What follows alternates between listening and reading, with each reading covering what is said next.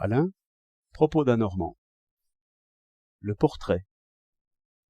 J'ai remarqué plus d'une fois que les portraits des peintres modernes, souvent assez fermes dans le dessin, et même assez vigoureux dans le noir et le blanc, sont crayeux et comme lavés, ressemblants si l'on veut, mais lointains et affaiblis, faute de couleur.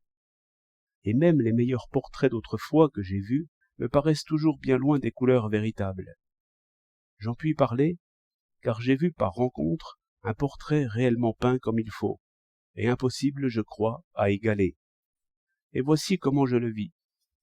C'était à la vitrine d'un marchand de meubles, vieilles étoffes et choses de ce genre, vivement éclairées au déclin du jour par les lumières de la rue.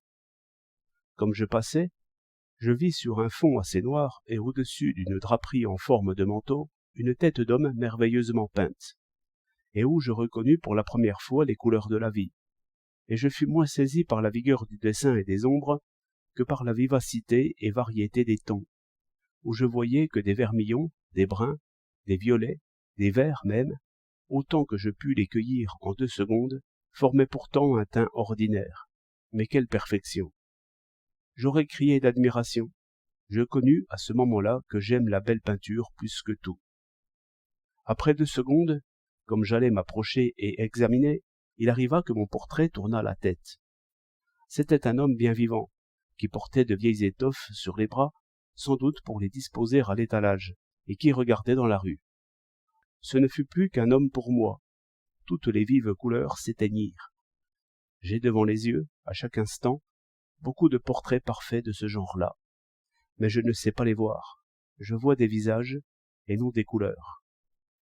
L'apparence des choses ne peut que nous tromper. Aussi ne voulons-nous point la voir. Les couleurs, les ombres, les jeux changeants de la lumière ne sont pour nous que des signes, ou un langage, si vous voulez. Nous allons droit à la chose. Nous voulons la saisir comme elle est, non comme elle apparaît.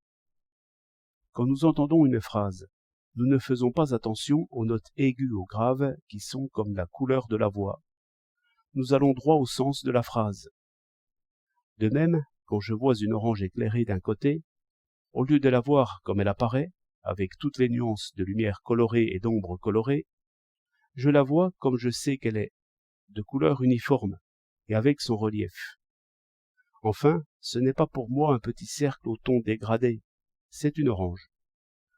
De même encore, quand je me trouve devant un paysage, les arbres ne sont pas une surface bigarrée de vert plus ou moins foncé, coupée de lignes jaunes ou brunes. Ce sont des arbres. Et je comprends après cela ce que c'est qu'un peintre. C'est un homme qui s'efforce de ne pas penser, de ne pas savoir, de retrouver la première, la jeune apparence des choses, par quoi il arrivera à les rendre comme réelles pour les autres. Chose difficile, surtout quand il peint un portrait, parce que le visage humain offre trop à deviner pour qu'on le réduise à ses apparences. L'artiste a toujours trop d'esprit. 24 février 1912.